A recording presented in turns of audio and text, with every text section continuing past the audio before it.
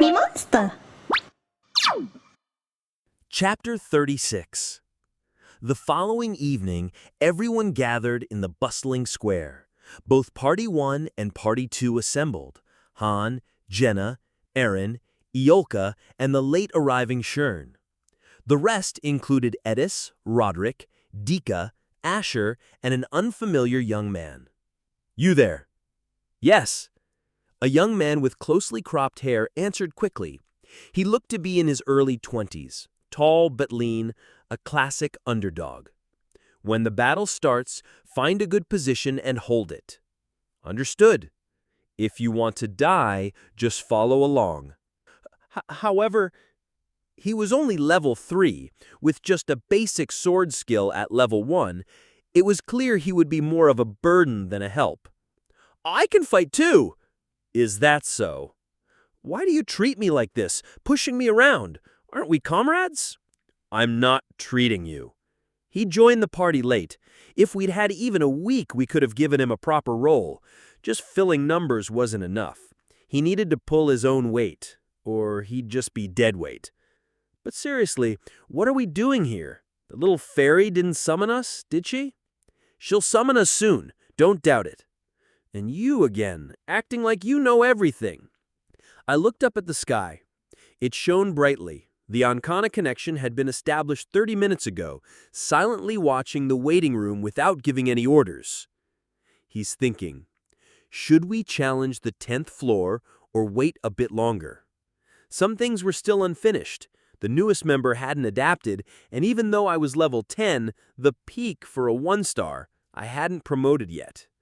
I hope my guess was wrong. If he rushed, things would get complicated. But if he waited a week, I could max out my skills for a 1-star. It would be smart to finish one more research project before moving on. That way, we'd be better prepared for the 10th floor. But knowing anything, that was unlikely. In the end, whether we died or were wiped out, it didn't matter. For the Master, it was just a game, a place where heroes could be replaced and raised again. For us, it was reality. For the Master, it was not. Finally, anything's control window activated, and things started moving. Isel appeared, gracefully circling the square. "Oh, everyone's here. That means I don't have to shout. Party 1? Yes. Here. Party 2? We're present. Open the rift of time and space." With a creak, the great gate at the front of the square swung open. Tension filled the air. I kept quiet, but rumors had already spread about what happened on the 5th floor. "Take a deep breath. Relax. We can do this." Jenna placed her hand on her chest, steadying her breath. It was all because of this Master. "Attention. This mission requires 2 parties for a medium-sized operation. If your party is missing members, use paid or free summoning to recruit more heroes. Tips: by using the tactical headquarters, you can issue tactical instructions to heroes during the mission." The tactical headquarters, huh? He has no idea how to use it properly. For beginners, it was a complicated system. But before that, Isel. "Yes? Go to the warehouse and bring the items we prepared." Isel nodded and vanished. Soon, a message appeared from Isel.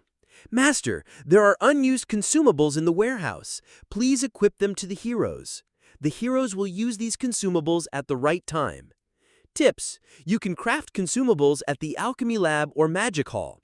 Materials come from daily dungeons. Consumables are a shortcut to victory, a path to becoming a true master of pick-me-up." Understood. Isel returned, pulling a cart. The cart held potions and various items I'd recently crafted. "Give Han, 1-star, a low-grade health potion to carry." Isel tossed me a glass bottle filled with red liquid. I caught it and fastened it to my belt. "Give Jenna, 1-star, a low-grade health potion to carry." "Give Eren, 1-star." "Give Edis, 3 stars." There were 6 health potions in total. Each party got 3. The mana potion was reserved for Iolka. Iolka shook the glass bottle, the blue liquid shimmering. "This is pretty expensive. Where did you get it?" "Don't ask. It's better to not know." Ioka grinned and tucked the mana potion into her clothes, finding a clever way to store it. Turning to Edis, I asked, "Are we all ready?" "It's all over." "Are these your final words?" "If you're joking, it's a bad joke." Edis laughed and stepped into the spatial rift. Dika and Asher nodded to me before following, with Roderick and the last member joining. The spatial rift stayed open, waiting for us. "The time has come, Hyung." "Looks like it. I'll trust you just like on the 5th floor." "Don't put that on me." After checking my potions, I headed for the rift. The others followed, each with their own expression. A mirror stood to the left of the rift. "Climb the tower and save the world. Main dungeon. Current floor, 9. Once all 10 of us were inside, I spoke. "Edis, yes, we might get separated. If that happens, regroup as fast as possible." "Regroup? How?" "Head for the center. If you're lost, climb higher and look around." Edis nodded, understanding. Just as Isel zipped in at the last moment, the rift closed. Isel sighed and put her hands on her hips. "You lot, don't trouble Han. I'll be watching." "Ignore her." "Really? What?" "Absolutely." Grrr. I couldn't help but laugh at Isel's dramatic face. "Don't worry, I'll climb the tower as planned." Isel smiled. "I know. Good luck, and don't you dare die without my permission." She clenched her fist, turned into a beam of light, and vanished. "Oppa, who are you really? What secret makes that fairy listen to you? Are you hiding something?" "And if I am?" "Ah!" Lowering my voice, I told Edis, "Reuniting is our primary goal. Head for the center, no matter where." "Got it. We'll talk more inside." The mirror on the left glowed brighter and brighter, the light rippling out and swallowing the rift. I let the light take me, closing my eyes. When I opened them, the light faded, revealing a new scene. A desperate voice reached my ears. "We're all going to die, every one of us." In front of me, a man huddled on the ground, muttering, "We can't win. We're doomed. Men, women, children, no one will survive. We're trapped." I nudged him his back, urging him to stand up. He staggered up and looked at me. "What? Who's there? Who's there? Are you a ghost? You must be a ghost." Even though I stood right in front of him, the man groped the air, unable to see me. Jenna came over. "Oh, this man." "It seems they can't see us." I remembered the tutorial stage where people ran from beyond the field. I tried talking to them, but they ignored me, passing me by as if I was invisible. "Excuse me, can you see us? Sir? Sir?" Jenna waved her hand in front of him, but he stayed confused, unaware of us. "Is he an NPC?" I looked around. Rows of houses made of logs and bricks. People crouched in fear, faces full of terror. Armored soldiers hurried through the streets, busy with their own tasks. They ignored us, the newcomers. How strange. In missions, meeting NPCs was common. No wonder cooperation was hard. It was designed this way. "Focus, let's gather up for now." The party, who had been looking around, regrouped. I smiled. "The city feels familiar, doesn't it?" Iolka and Shern looked confused, but Jenna and Aaron's faces stiffened. They hadn't been here for the 5th floor. "Come to think of it, Hyung, I've been here before. It's different, but familiar." "That's right, we've been here. This is the ruined city from the 5th floor. The only difference is..." After a quick look around, I continued. "It hasn't been destroyed yet." "Wait, Oppa, the timeline seems off. Isn't it all mixed up?" "How often is it not mixed up? Let's worry about details later. The important thing is we're here, and to survive, we need to complete the mission." "Our mission?" Iolka asked, uncertain. "The mission hasn't started yet. Looks like we have some time. We should gather information. Listen up, everyone. You have 5 minutes to scout the area, then regroup here. Don't be late or we'll leave you behind." "Yes." "Iolka, you stay here." "What? Why?" "Don't waste your energy. I think you'll be important in this mission." "Ah, I see." Iolka nodded, still confused. The four of us split up to scout the area. Our goal? Check enemy positions, numbers, allies, the battlefield, and the mission's objective. There was a bell tower nearby, the same one Jenna had used to spot goblins on the 5th floor. I climbed the stairs. We'd been summoned to the city's center. I couldn't see where Edis and Party 2 had landed, but I knew they'd join us soon. At the top, a soldier clutched his head, groaning. First, I looked up at the sky. Thick clouds loomed, heavy with moisture, as if a downpour was coming. I looked down. To the north, a vast forest. There, 2,213 goblins, level unknown, writhed and moved.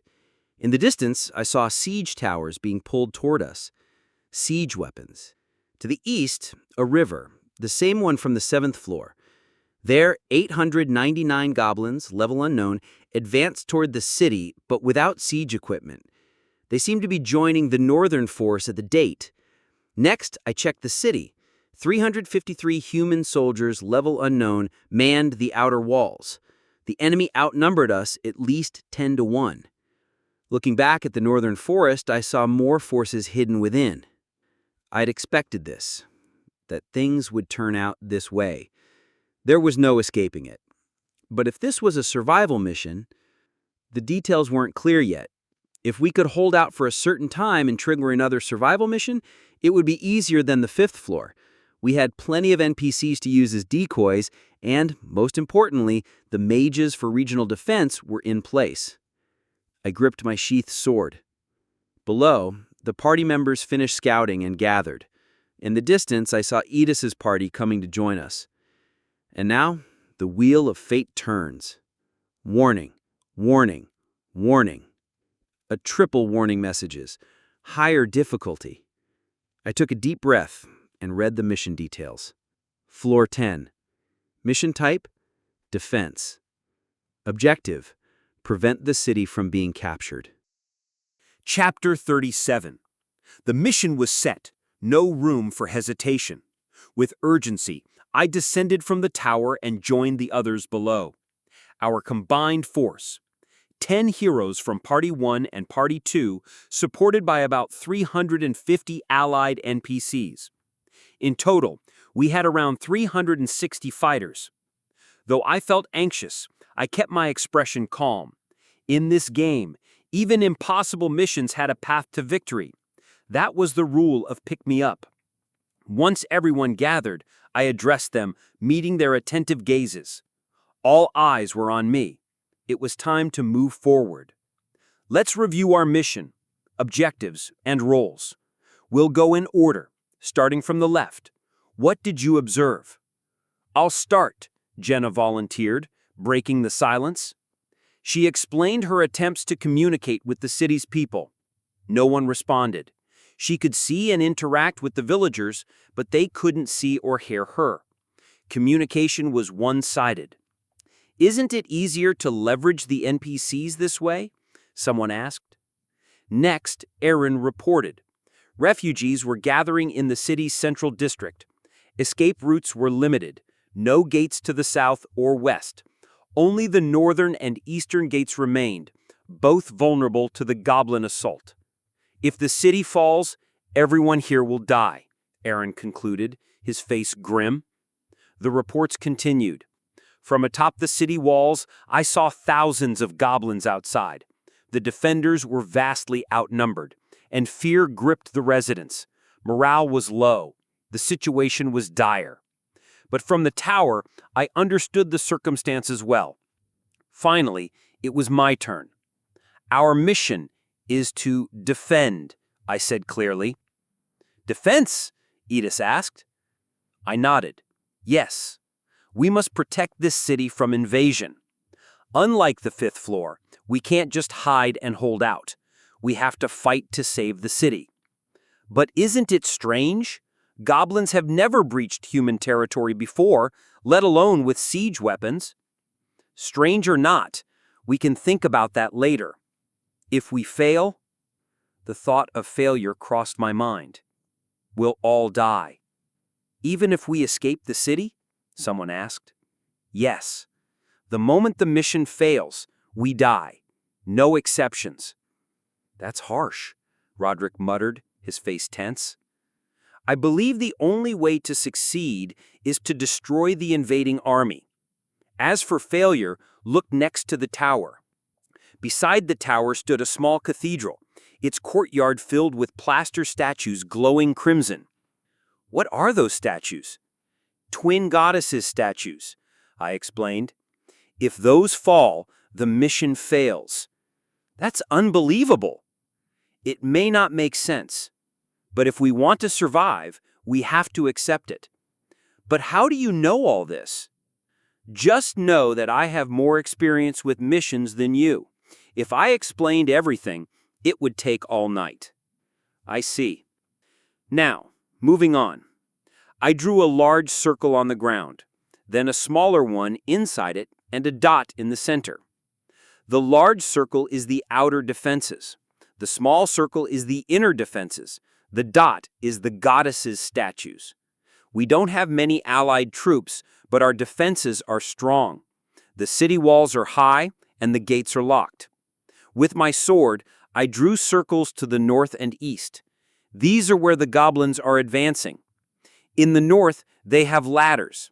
If we can stop the ladders, we can delay them. But didn't you say this is different from the 5th floor? We can't just buy time? You're right. Stalling isn't enough. We need to be aggressive. This isn't just a game. We'll split into groups. We have 2 parties. One party will defend the north and focus on disabling the ladders, I said, looking at Edis. Are you assigning us that role? If anyone objects, speak up. But we're just 5 people. Even with the 300 soldiers, it's not enough to protect the whole city, Edis said. You're right. Heroes are stronger than NPCs. But even so, you can't fight hundreds alone. With your party, you're worth about 50 soldiers. A 100-to-1 victory is possible, but not yet. I continued. The only way in is with ladders. The walls are high and narrow. If you hold the most dangerous spots, our defense will be much stronger. So we can buy time, but not win, Edis asked. I didn't answer, but my silence was enough. Even if both parties stay together, the result is the same. We can last longer, but the enemy will break through eventually. There's a big power gap. So here's the plan. Delay the enemy as long as possible. If the outer defenses fall, retreat to the inner defenses. Secure the gates and hold out. Use soldiers and villagers as decoys if needed. Hold until we return. Until you return? Are we going somewhere else? Jenna asked. Yes. I see, Edis replied, understanding the gravity of the situation. We'll hold as long as we can. Edis gathered her group and led them north. They understood my instructions without needing details. Resourceful indeed. Oh, did you forget about me? What's our role? Prepare yourself. We're heading to the eastern gate. Hein, why are we going outside? There are thousands of goblins. It's too dangerous.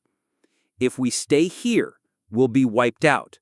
The odds are 10-to-1 against us. Even if we help, it's still 10-to-2. The enemy won't retreat. It's an impossible battle.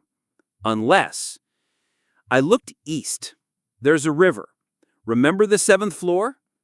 The river to the east? Jenna asked. Yes.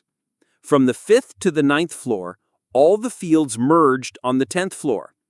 Before we left the 7th floor, did you hear anything strange, Jenna? She thought, then her eyes lit up. Come to think of it, do you get it now? I do! I got it! What did you realize? The sound of horses. Horses across the river. On the 7th floor, the dam collapsed and flooded the area. Our task is simple. We go out the eastern gate, break through the goblins, and stop the dam from collapsing.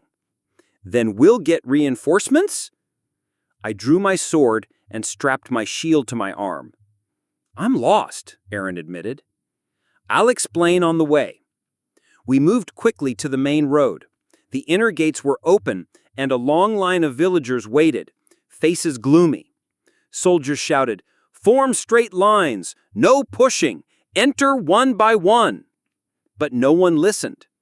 People pushed and shoved, desperate to get in. Annoyed, I forced my way through the crowd. An old woman stumbled, but I kept going, clearing a path. "I'll clear the way. Follow me." "Yes," came the reply. We passed through the inner defenses and headed for the outer gate. Faces around us were filled with despair. Some soldiers crouched in the alleys, trembling. "This feels weird," Ioka murmured. "Don't worry, you'll get used to it. One day you'll find it boring." Soon we reached the city wall and the gate. A huge winch stood nearby. "Jenna, climb the wall and check outside." "Roger." "Aaron, get ready to operate the winch." "Yes, sir." "Ioka, prepare a second-tier fire spell for when the gate opens." "An intense blaze, right?" "Understood." Shern watched silently. Jenna, from atop the wall, shouted, "Brother, goblins are gathered outside. They'll rush in when the gate opens." "I expected that. Come down." "Roger that." "Aaron, start the winch." Aaron pulled the rope. The gate creaked open. A soldier on the wall shouted, "What's going on? The gate is opening." "Have the goblins broken in?" "No, it's opening by itself." "Stop it!" Soldiers rushed to the stairs. "Stop them from coming down." "Got it." Jenna tripped a soldier on the stairs. "Ouch! Ah!" The soldiers tumbled, forming a heap. Some looked hopeless, others cowered in fear. An officer in splendid armor shouted, "What is this madness? Are evil spirits attacking? Stop them! Defend at all costs!" The cries of goblins seeped through the open gate. "Ioka!" "I'm on it. La Gran Intigio," Ioka chanted. Flames rose around her. A crossbow bolt shot through the gate. I caught it and threw it back. "Jenna, stop the soldiers!" I struck a charging soldier in the abdomen. "A ghost! Is it a ghost? Where are you, fiend? I won't let you win!" Another soldier swung his sword. I dodged and knocked him out with my shield. "Is the goddess abandoning us?" Just then, Jenna struck the officer's neck. He collapsed. Outside, hundreds of crimson eyes glowed. With each turn of the winch, they shone brighter. Rain began to fall. "Your flames won't go out from a little rain, will they?" Ioka just smiled, confident. The gate swung open. Dozens of goblins rushed in. "Blow them away!" "Ignite!" A massive flame swept through the goblins. "Eek! Don't destroy the gate. Let the explosion happen outside." The flame surged out, burning the goblins. Only charred corpses remained. "Engulf!" Crack! Boom! Kia! A powerful blast sent goblins flying over the wall. Aaron, beside me, murmured, "Every time I see it, I'm amazed. Magic is incredible." A fiery inferno raged near the gate, undeterred by the rain. "We can reflect later. The battle starts now." "Yes, you're right." Outside, hundreds of goblins waited. "Jenna, Aaron, we're ready. We'll go first." Jenna drew her dagger and leapt into the flames. Aaron followed with his spear. Ioka took a deep breath. "We still have a long way to go. Can you handle it?" "I can. Don't underestimate me." Ioka drank a mana potion. "I can cast 100 more spells." "Good. Go." Ioka disappeared through the gate. Only I and the young man in the corner remained. "Are you coming?" I pointed to the flames outside. Shern, 1 star. Terrified, all attributes reduced by 30%, he couldn't speak, just trembled. I laughed. "Go to Edis. She'll tell you what to do. If you survive, I'll take care of you." "Oh, I understand. I understand." Shern screamed and ran. Outside, the goblins' cries echoed. I'll kill you all. I smirked, spun my sword, and charged into the flames. Chapter 38.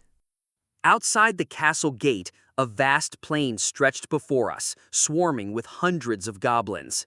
Kia! Kia! They watched from just beyond the flickering flames, their eyes glowing red, swords raised in threat. Creak! Creak! The gate behind us began to close. One of the soldiers, having recovered from his injuries, pulled the lever. Just as planned, our escape route was sealed. We had no choice but to push forward. Take your positions! Yes! A fearless goblin leaped from the flames. With a swift slash, I decapitated it. We quickly formed a triangle formation around Ioka, our mage. I stood at the front, Jenna on the right, Aaron on the left, Ioka in the center. The flames kept the goblins at bay, but we couldn't charge out recklessly. We needed to carve a path through. Ioka, use Tier 1. Focus less on firepower, spread the flames as wide as possible. Understood. Ioka closed her eyes and began casting. Keep the goblins back. The initial blaze weakened as the rain intensified. Some goblins slipped through the wavering flames and breached our defenses. I thrust my blade into a goblin's throat, blood spraying into the rain. Aaron gripped his lance, dispatching them one by one. His skill wasn't the highest, but his training showed. Each thrust was precise. Kiar! Rrrrrrr! 3 crossbow goblins aimed at Ioka. 2 bolts struck my shield. 1 I parried with my sword. I hurled a stone, hitting a crossbow goblin and drawing blood. 20 seconds. The heat behind us peaked. Reversal! We shifted to an inverted triangle. I took the left, Jenna on the upper right, Aaron below. We cleared a firing lane for Ioka. La grana integio! Whoosh! Flames surged from the opening, spreading in all directions. Kia! The acrid smoke and burning flesh filled the air. Break through! We returned to our original formation and surged through the flames. The goblins panicked, struggling in the fire. The heat seeped through our leather armor, but we endured. Goblins feared fire instinctively. Having Ioka was a stroke of luck. Without her, breaking through would have been much harder. But of all times, it had to rain. Soon, hundreds of goblins surrounded us again. The scattered fire was quickly doused by the downpour. Ioka brushed her wet hair aside, biting her lip. Shoot again. 1 shot, 1 sip of mana, conserve it. I know. Ioka drank from her mana potion and began chanting again. Goblins surged from the unburned areas near Jenna. Aaron, support the right. I'll handle this side. Understood. Even with flames on the left, goblins charged, some ablaze but undeterred. I deflected swords with my shield, pierced hearts, blocked bolts, dodged spears. With my shield's edge, I crushed skulls and tore necks. Another 20 seconds. Reversal! Whoosh! The second barrage. A gap opened in the horde. We dashed forward, flames at our backs. Our bodies tingled from the heat, but we pressed on. The breach closed quickly. We had to move fast. Kiara! Kiararo! On a rock, a goblin in iron armor and a crimson cape waved a flag. A goblin commander. Jenna! Target acquired. I'm on it. Jenna stabbed a goblin, drew her bow, and shot the commander through the brow. Kee! Kiki! 2 bodyguard goblins hesitated. Jenna dispatched them swiftly. Ping, ping, ping. Crossbow goblins targeted Ioka. Don't interrupt her! I calculated the bolts' paths, deflecting them with shield and sword. The projectile defense skill made my body move on its own, shattering bolts in all directions. Whoosh! The third barrage. We advanced even further. Without their commander, the goblins were in disarray. Their real target was likely the northern gate, not us. A spear thrust from the flames. I sidestepped, grabbed the goblin, and let the fire consume it. We were filthy, soaked by rain, burned by flames, armor heavy with water, vision blurred by smoke and mud. The ground was a mess. One moment it was scorching, the next freezing. It was enough to drive anyone mad. With a swift stroke, I split a goblin's forehead. Time for the fourth barrage. I sidestepped the flames. Aaron gasped for breath as he broke through. "If we hadn't followed your instructions, we'd be roasted. That's why you follow orders." "Understood." Aaron swung his lance, striking down 2 goblins. The flames engulfed them. It's about time. Aaron and Jenna were reaching their limits. Oxygen was low, the air a blazing inferno. Flame resistance helped, but didn't make us immune. The rain made movement harder. Now Tier 2. Ioka nodded, pale. Her first mana potion was nearly empty. As I tore off a goblin's arm, I shouted, "Jenna, Aaron, when Ioka casts, we run straight for the river. Don't stop." "Yes." Ioka finished her potion, then began the incantation. I hurled the empty bottle at a goblin's face. Crash! Ouch! The goblin screamed, and I pulled it in front of Ioka. Thud, thud, thud, thud. The goblin shielded us from crossbow bolts before collapsing. 40 seconds. "Get down!" "Yes!" "Unleash!" Flames shot forward in a straight line. I dropped to the ground, mud filling my mouth. "Ignite!" Boom! Rain poured down, pounding like fists. The goblin's screams echoed through the chaos. I spat out the mud and saw Ioka staggering. I sheathed my sword, slung my shield, and lifted Ioka. "This is—" "Don't say a word." Ioka nodded and leaned on me. "Jenna, Aaron, by my side. Run for the river." "Yes." We sprinted past the goblin corpses. With Ioka in my arms, I couldn't fight. Jenna and Aaron led, one firing arrows, the other thrusting his spear. The river's roar grew louder. The goblins retreated, glaring but not pursuing. Their focus shifted to the northern city wall. "We made it!" "Whew, that was close. I thought we were done for." A large tree by the river offered shelter from the rain. Jenna and Aaron sat beneath it. I set Ioka down gently. "I wish you could be more gentle." "I'm sorry, the situation doesn't allow it." I smiled. "Rest. Use the healing potion on your burns and take a sip. We only have one, so don't use it all." "Understood." "Whoa, this is strong." Jenna winced as she applied the potion. Aaron did the same. I took a sip and dabbed it on my burns, feeling a tingling sensation. I stepped outside the tree and looked north. Dozens of siege towers clung to the city walls, goblins climbing up. Arrows and bolts flew. Most goblins who reached the top fell to their deaths. The outer defenses held. Edis's party was fighting well. Then, the river, the reason we came. Rain poured, the river surged. A dam spanned the river, not sturdy, but holding for now. Beyond it, a forest stretched out. On the 7th floor, the dam was in ruins. It wasn't a natural collapse. Bricks and dirt were scattered. The goblins had destroyed it, likely to stop reinforcements. It's strange. Both the 5th floor city and the 7th floor dam were in ruins. These small goblins couldn't destroy city walls or buildings completely. At best, they built siege towers. Then how? "Uppa, what are you doing out there? You'll get soaked. Come inside." "What's wrong?" "Everyone, come out. Our guests will arrive soon." Footsteps echoed. "I wanted to rest longer," Jenna complained, stepping out. Aaron followed. Yulka, having caught her breath, drank her third of her mana potion and stood by me.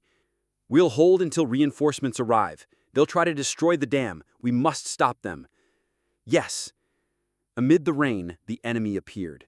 Unlike before, these goblins targeted the dam. I watched through the rain. 19 level 9 goblins. They were armed like elite soldiers, wearing iron armor, wielding weapons, some with picks and hammers, searching for weak points. Then, thud, thud, thud. Each step shook the ground. A giant, about 3 meters and 50 centimeters tall, made the goblins look like rats. Its muscles rippled under pale green skin, plate armor covered its body, and it carried a massive iron hammer. I knew it would be you. The creature roared, "Go-arg!" Level 23, Ogre. Chapter 39. Aaron's mouth gaped in astonishment. What the heck is that? Never seen a monster before? Truth be told, this was my first time too. I drew my blade across my shield, the piercing sound of metal splitting the silence. Don't be afraid, everyone. It's just a beast. Like us, it has a brain and a heart. If it has a heart, it means it can die. Keep thrusting your weapons, and it will fall. Well, it's better than facing a swarm of goblins, someone muttered. Ping! In a swift, graceful motion, Jenna released an arrow. Twirling through the air, it found its mark deep within the ogre's belly. Gah! The ogre roared, drool flying from his mouth, yet it continued its steady approach. Each heavy footstep disturbed the earth beneath. Jenna, smiling, scratched her cheek nonchalantly. Or perhaps facing goblins is better. We'll find out once this one's down. I cast a glance over my shoulder. My party was tense with uncertainty, yet their faces betrayed no fear. This was promising. If each held their ground, victory was within our grasp. Get hold of yourselves. We're splitting responsibilities. Ioka, you're to create a wall of fire near the dam. A wall of fire? To bar the goblins from advancing until backup arrives. I can manage that, but what about that monster? I'll handle it. Aaron, your job is to shield Ioka. Jenna, depending on how things unfold, assist either Aaron or me. Trust your judgment. Understood. All right. Everyone, to your positions. As Ioka sprinted toward the riverbank opposite the dam, she began casting her spell. Aaron followed in a swift stride, warding off any projectiles aimed at Ioka. Jenna, entrusted with the center position, observed the unfolding scenario, her arrow poised to strike. I hurled a stone from the riverbank straight at the ogre's grim face. The ogre scowled at the unpleasant surprise and advanced toward me. I readied myself, drawing my sword and raising my shield. Gah! With a deafening shriek, the ogre swung its formidable iron hammer. I nimbly rolled aside to evade. The ground trembled under the mighty force of the hammer, flinging dirt and mud high into the air. One hit could spell the end. A shield is only as good as its ability to withstand the force it's meant to deflect. I vaulted backwards, deftly evading the erratic arc of the plummeting hammer. Ping! Jenna's second arrow pierced the ogre's right shoulder. Gah! At the same time, goblins began to surge toward the dam in a frenzied rush. Ignite! Whoosh! Fire seared a path between the goblins and the riverbank. The wall of flames caused the goblins to falter momentarily, a pause Aaron seized to spear through a goblin's skull with deadly precision. Ioka, her eyes closed, continued to recite her spell unyieldingly. Her purpose wasn't to shoot fire, but to sustain it. Even in the relentless rain, the flames roared upward, their fury undiminished. The ogre, after retrieving its iron hammer, nonchalantly shrugged his shoulders. An arrow lodged in its muscular crevice slipped out smoothly. Jenna, who was readying her third arrow, grumbled a curse under her breath. What a beast! Aim for vital spots or don't bother. We can't waste arrows. And where the hell are these vital spots? That's for you to figure out. Whoosh! As if about to leap in, I rolled forward. The place where I once stood was demolished by the iron hammer. I sprang to my feet and swung my sword in a wide arc, causing a spray of blood from the ogre's right arm. The ogre, unaffected, swept his hammer sideways. I nimbly evaded. Cutting deep is tough without a proper stance. I snuck a glance sideways. Aaron was giving his all, yet there was no assurance of how long he could shield Ioka. The goblins, having assessed the situation, had shifted from close combat to long-range attacks. They fired bolts. The ones without crossbows resorted to hurling stones. Whether bolt or stone, a single hit could disrupt Ioka's balance. I must take the risk. The ogre upheaved his hammer and thundered it down. I semi-bent my knee and moved closer to the ogre. As the hammer's tail end threatened to shatter my skull, I yanked my left hand back, lifting my shield in a deflective block. Kick-ka! A bone-warping shockwave rattled my left hand. I shrugged off the pain and with a slippery move, slid under the ogre's feet and tightened my grip on the sword hilt. With my right hand, I drove the sword tip into its groin with all my might.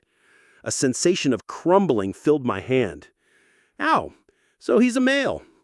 Blood gushed between its legs as I yanked out the sword and swiftly wriggled free. Kwah! The ogre howled, brandishing his hammer aimlessly in an unhinged frenzy, a desperate act to override its agony. I established a safe distance between myself and the gigantic beast, ensuring I was just a few meters away. An agonizing sting surged from the deep recesses of my left arm, the sensation akin to a broken bone. Still, it wasn't incapacitated and, with some effort, remained functional. Gah! Roared the ogre, slamming his iron hammer down with brute force, painting a gruesome picture as a handful of goblins were crushed into a bloody pulp. In an electrifying moment, an arrow from Jenna's quiver found its mark, piercing the ogre's left eye with deadly precision. The ogre lost control, dropping his hammer and thrashing wildly, jumping and spinning chaotically. Taking a quick breath to steel myself, I moved in for the attack. With a nimble step back, the ogre's tree-trunk-like fist grazed past my nose in a swift miss. I plunged back into the fray, noticing the ogre's back arching over. The ogre's armor covering its left chest showed a visible gap. With a firm grip on my sword hilt, I lunged, aiming directly for the beast's heart. The ogre's muscular chest put up a fierce resistance against my sword. Undeterred, I twisted my blade, plunging it deeper until I could sense the pulsating beat of its heart through my weapon. With a swift pull, I withdrew my sword. Blood, thick and red, erupted from the gap in the ogre's chest plate. With a heavy thud, the behemoth's body collapsed face first into the muddy sludge. The rain, now tainted with the ogre's blood, splashed wildly, soaking me to the waist. Stunned by the spectacle, the remaining goblins hesitated, their confidence shattered. Spitting out the rainwater that had slipped past my lips, I pressed on toward the petrified goblins. The first one didn't even react to my blade, and, just as I was about to engage another, Jenna's urgent voice rang out. "Opa, what's wrong? I think there's another one." As Jenna's words faded, the ground trembled beneath us. I smashed another goblin's head with my shield and retreated. In the pouring rain, a hulking figure emerged. "Stay composed. Handle it just as we did the previous one. But this one seems different." "Different how?" The new ogre studied the corpse of its companion for a moment, before shifting its gaze towards the dam, where a fiery wall blazed brightly. "He's aiming for the dam. Got him!" With another swift motion, Jenna launched an arrow that lodged itself into the ogre's armpit. In response, the ogre let out a defiant roar and turned to look at Jenna. "Excellent. Now it's focused on me." But then the ogre hunched, launching itself in a sprint towards the dam. "Damn it, block its path." With a twang, a second arrow struck the ogre's calf. Undeterred, the creature continued its relentless charge. The goblins, crowded on its route, were squashed or catapulted into the air. "Has he lost his mind?" I gasped. Our fiery barricade might hold off the goblins, but it was powerless against the resilient rush of an ogre. Dropping my shield, I clutched my sword and lunged forward. Yet my stride seemed painfully slow. I couldn't get close enough. "Aaron, prevented from reaching the dam!" I cried out. Unfazed by the spear skewering his knee, the ogre let out a tormented roar and bulldozed past Aaron. Is it hell-bent on destroying the dam, dead or alive? An unpredictable threat had joined the fray. Jenna, quick as a whip, ascended the ogre's armored-plated back. With her dagger in a reverse grip, she repeatedly plunged it into the creature's trapezius, where the neck and shoulder converged. Thunk, thunk, thunk, thunk. "Ah!" the ogre roared in pain.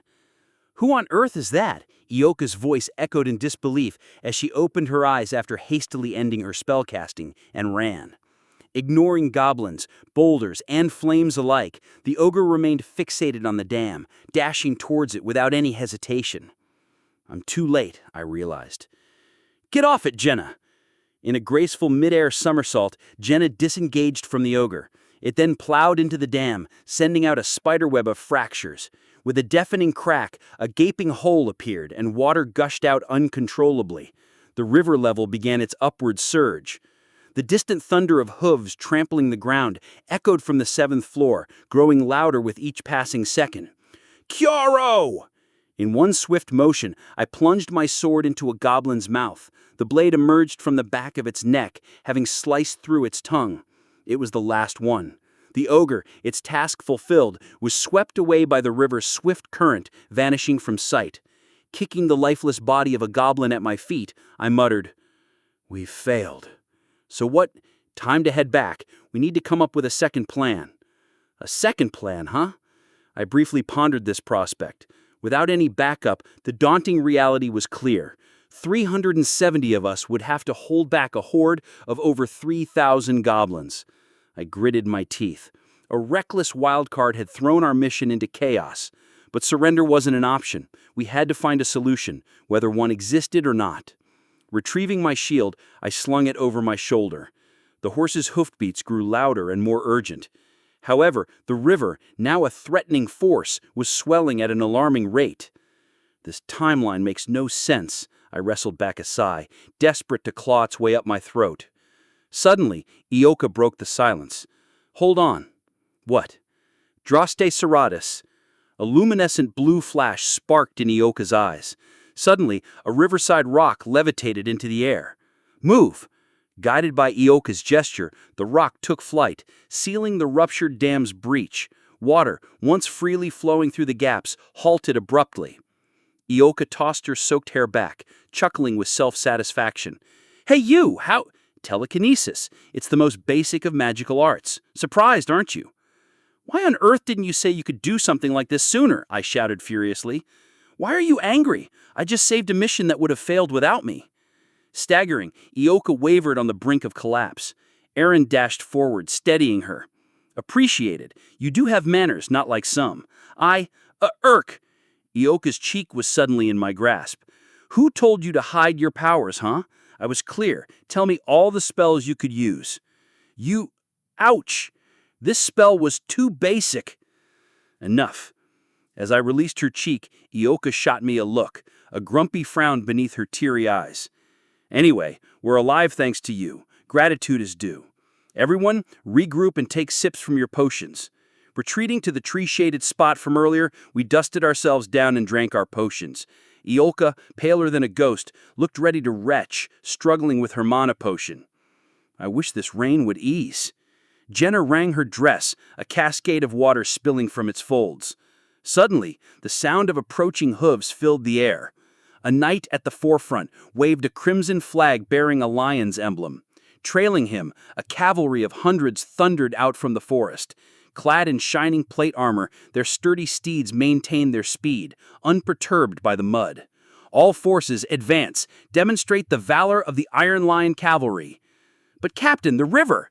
"Do I look like I care? Nothing can stop us today. Cross it!" "Yes, sir! Everyone, charge!" One by one, knights began plunging into the river. The river's fury was no match for the cavalry's relentless onslaught. 458 human knights, level unknown. The Iron Line Cavalry NPC allies have joined the battlefield. Chapter 40. The cavalry numbered around 500 brave souls, preparing to face their formidable foes. Even with potential reinforcements, the Allied forces couldn't surpass 1,000. Numbers alone were not in their favor. But it was the quality of these soldiers that set them apart. Clad in heavy armor and wielding sturdy spears, their majestic steeds armored for battle, the cavalry exuded an air of determination. Their appearance was a stark contrast to the city's defenders, who wore shabby armor and trembled in fear. Though a few were carried away by the river's strong current, most of the troops successfully completed the perilous river crossing. A man, likely their commander, observed the surroundings near the riverbank. "What are these monstrous corpses?" Our eyes briefly met under the tree's shade, but he quickly averted his gaze. Instead, he drew his sword and pointed it towards the northern part of the city where the battle raged on. Form up and charge! Let's sweep away the enemy all at once! The horses snorted, and the sight of hundreds of cavalry lined up in the rain was truly impressive. Jenna couldn't help but whistle in admiration. Wow, that's impressive! It feels like our part in this mission is done. Can we just lie down and watch now? I wish that were the case. The main problem was resolved, but it wouldn't be surprising if the difficulty level rose beyond 3 stars. I glanced at the horses wandering near the riverside, their owners swept away by the current during the river crossing. Can you ride a horse? Horse, sure. What about you two? Aaron shook his head quietly, and Yolka, struggling to reply, gulped down a mana potion. Do you know how, Oppa? I don't. It doesn't seem very useful if only one of us can ride. Just bring one over for now. The cavalry was getting ready to charge. Jenna climbed onto a horse without an owner and took hold of the reins. The horse was startled at first, but soon calmed down as Jenna gently stroked its neck. After a moment, the horse Jenna rode trotted over towards us. Is this enough? I looked up at the sky. Anything must have been watching everything unfold. In essence, the master couldn't directly interfere in the battle, but their influence could be felt. I recalled the anti-fear potion I drank during the tutorial. So, are you going to help or what? Skill book request, Intermediate Mounted Magic. Han 1-star is requesting the skill book Mounted Magic. Upon purchase, the hero will acquire the skill. The cost is 500 gems. Would you like to proceed with the purchase? Yes. A shimmer of blue light appeared in the air, and suddenly an old book descended. I grabbed it and unfolded the pages, and a rush of knowledge and experiences about mounted magic flooded my mind. Ding! Skill Awakening. Han 1-star has acquired Mounted Magic. What was that just now? A magic book, Mounted Magic. One of the skill books available at the Pick Me Up Battle Shop. While direct acquisition of combat-related skills wasn't possible, supportive techniques could be learned through these skill books. I mounted the ownerless horse, gripping the reins. From mounting and holding the reins to changing direction, moving forward, stopping, and accelerating, tips and know-how about mounted magic came naturally to me. The horse I rode joined Jenna's side. You said you couldn't ride, and now I know. I chuckled, affirming my new skill. We'll follow their lead and disrupt their plans. Disrupt their plans, you mean? Do you think it'll end here? Aaron, get on behind Jenna. Yolka, you're with me. Without a saddle, it might be uncomfortable, so hold on tight to my back. With Jenna's assistance, Aaron settled in behind her on the horse. Next, Yolka approached, looking pale. Although she had replenished her mana with a potion, the mental fatigue seemed inevitable. I helped Yolka onto the horse's back. Up ahead, the cavalry was finalizing their charge preparations. Prepare for the charge! Get ready! Charge! Charge! Charge! Charge!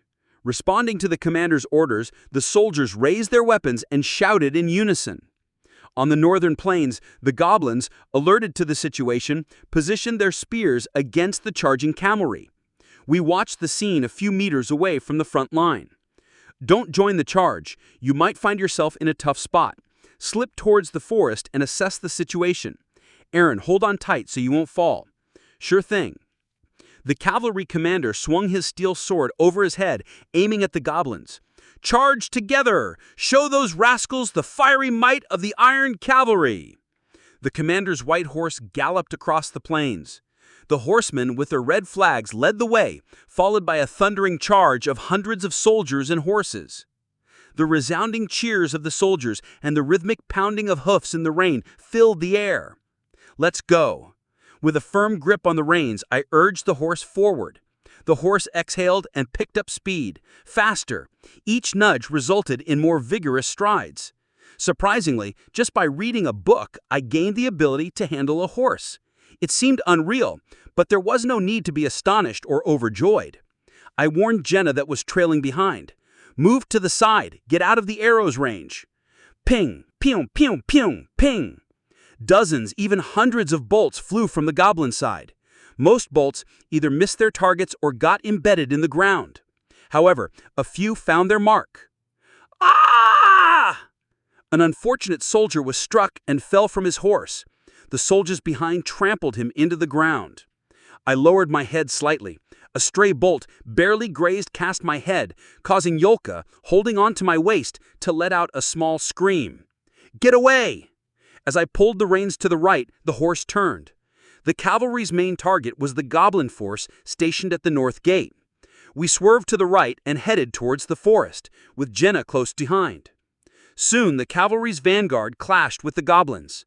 Hundreds of goblins, impaled on spears and crushed under the hoofs, were turned into a lifeless heap. They were smaller creatures than humans, unable to withstand the destructive force of several hundred kilograms of a horse. The cavalry spread out like a wide broom, sweeping through the goblin forces with ease. As the wind gradually lessened the impact of raindrops on our faces, I kept a watchful eye on the surroundings while riding through the forest. Faint growls echoed between the trees. 211 goblin riders, level unknown. As I suspected, they'd been lurking in the forest, preparing to ambush the cavalry. The moment the cavalry's momentum waned, they'd strike from the sides. Wolves lacked the necessary breakthrough power to face cavalry head-on, and measures were in place to suppress the cavalry's momentum. 23 ogres, level unknown. Krah!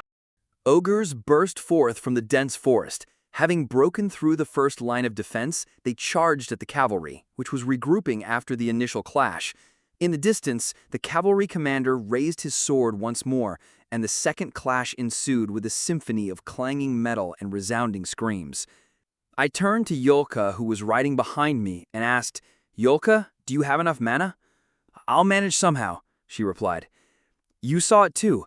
It'll be troublesome if those goblin riders join the fray." As the rain ceased, a renewed sense of urgency filled the air. I raised my right index finger to determine the wind direction. A northerly wind. I made a decision. From now on, we'll ride through the forest. You ignite the flames. Yolka nodded. "I can do that, but the firepower might be weak. Just make sure they can't come out. Better yet, disrupt their formation. If the goblin riders managed to strike the cavalry's flank simultaneously, the consequences would be dire. We didn't need to eliminate them all. The main objective was to prevent them from coordinating effectively. Yolka understood the plan. "Jenna, you and Aaron dismount from the horse. When the flames spread, pick off one or two of them at a time." The two dismounted, each clutching their bow and spear. Although magical combat skills would be ideal, we had to work with what we had. Their determination was evident. "Let's do this." Yolka closed her eyes and began chanting a spell. My gaze shifted towards the north gate. The cavalry and ogres clashed fiercely. Most of the original goblin forces lay dead or incapacitated. A few desperate goblins attempted to scale ladders and breach the outer walls, but retreated in failure. "No need to pursue them all the way to the inner walls," I muttered to myself. With a swift tap of my heel on the horse, we surged forward. The horse picked up speed, and I locked eyes with the goblin on the far left of the forest. His hands caressed the fur of a wolf mount, and his eyes glinted with defiance. Yolka raised her right hand. "Ignite!" Shh! A torrent of flames erupted from behind the horse, quickly catching on branches and leaves, spreading like a blazing inferno. The rain had subsided, and the wind carried the fire towards the surrounding trees. The horse's path scattered embers, spreading the flames in all directions. The fire rapidly engulfed the area. Kya! Finally, the goblin riders burst out of the forest, met with a wall of fire and chaos. Most of the human cavalry were focused on killing ogres, while a few of the goblin riders followed us. Direct confrontation with the ogres wasn't worthwhile, so I swiftly turned my horse and increased our pace, setting the forest ablaze as we raced through it. The flames were not exceptionally strong, and casualties were minimal, but that wasn't our main aim. We wanted to scatter the goblin riders and instill fear of the fire they wielded. When the goblin riders formed a united front, they became a formidable force. But when dispersed, they were like scattered needles. The Iron Cavalry showed no sign of losing their momentum in their fight against the ogres, while the goblin riders struggled and wavered. In the forest, Jenna and Aaron took up positions, engaging with a few of the goblin riders, their weapons blazing. Finally, we completed our circuit around the forest. Dismounting swiftly, I thrust my sword backward, piercing the wolf lunging at me and impaling both its brain and the heart of the goblin rider on top of it. They were the ones who had chased me relentlessly. I withdrew my sword. The wolf and goblin rider fell silent and lifeless. Hee hee hee hee! The horse neighed and shook its back. Yolka, who was on top of it, trembled precariously, barely managing to keep her balance. The horse that had dismounted Yolka didn't even spare a glance and ran off in the opposite direction. "Are you all right?" "Yes." "You did well." It was a horrifying sight. Yolka's complexion had turned deathly pale. If she used more magic here, she risked the magic overload. Excess use of magic posed a dangerous risk for magicians. Supporting Yolka, I walked slowly towards the plain. The battle on the plain was winding down. The goblins had been depleted, and only a few ogres remained swinging their maces and bellowing, although their roars would soon subside. Of course, our side had also suffered significant losses. There are about 100 soldier survivors. The city defense forces had already sacrificed many before the cavalry joined the fray. Half of the cavalry had perished while facing the ogres, and the majority died when the remaining goblin riders joined the battle.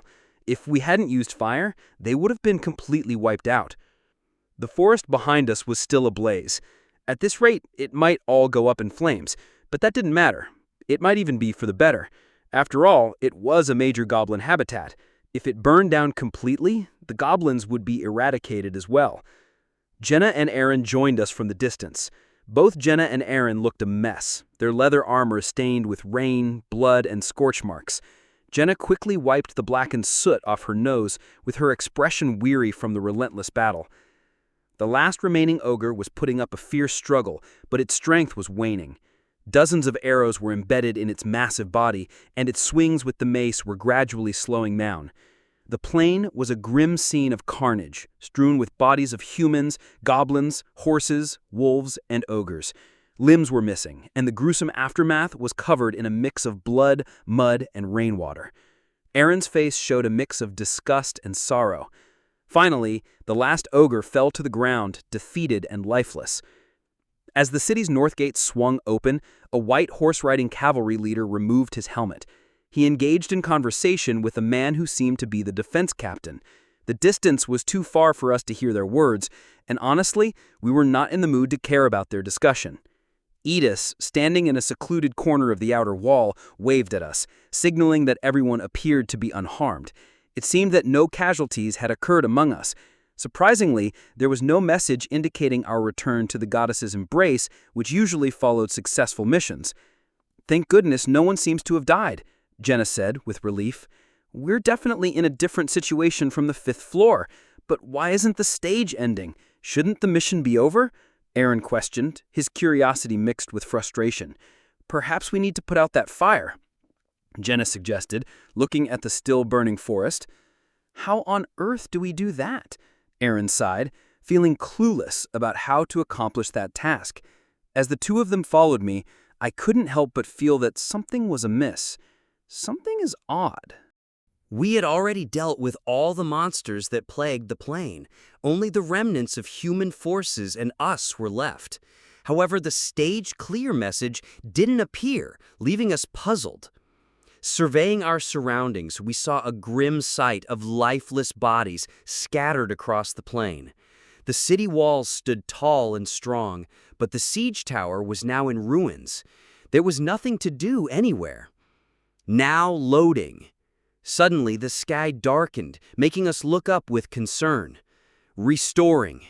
An error occurred in the server and the connection was lost. Please wait a moment. Next to me, Jenna and Aaron appeared to be having a conversation, but their words halted and they froze in place. I glanced around once more, taking in the strange stillness that enveloped everything. Aaron and Jenna remained frozen mid-discussion. The officers atop the wall stopped in their tracks, and the soldiers attending to the wounded were motionless. Everything seemed to be frozen in time. I found myself alone, the only one in motion. "Look behind you." I turned around, and there it was, the burning forest. Amidst the swirling smoke and dancing flames, a presence watched me intently. Their features remained obscured, making it impossible to discern their form, yet I knew without a doubt they were there. Hovering above their head, a message revealed their enigmatic identity. SSB-SHAOX, level 999. You bastard! Beside them stood an eerie figure draped in black robes. Black Priest, level 15. The enigmatic figure gave me a brief glance before vanishing deeper into the engulfing inferno. An unsettling voice reverberated in my mind. I will be waiting for you. Restoration complete. Reconnecting to the server, we apologize for the inconvenience. The sky brightened once more and time resumed its relentless march. I remained rooted to the spot, unable to locate those scary guys anywhere. I clenched my teeth in frustration. The Black Priest, a fearsome monster that had never been reported on the lower floors. Its distinct characteristics, its features.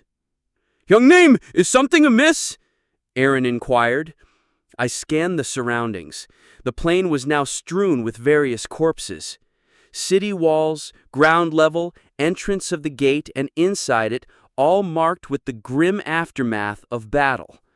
I spoke firmly. "Listen closely, all of you. Yes, make your way straight to the city, to the same place where we first emerged. Make no heed to what's happening around you. Stay focused on the task at hand. Understood?" "What do you mean?"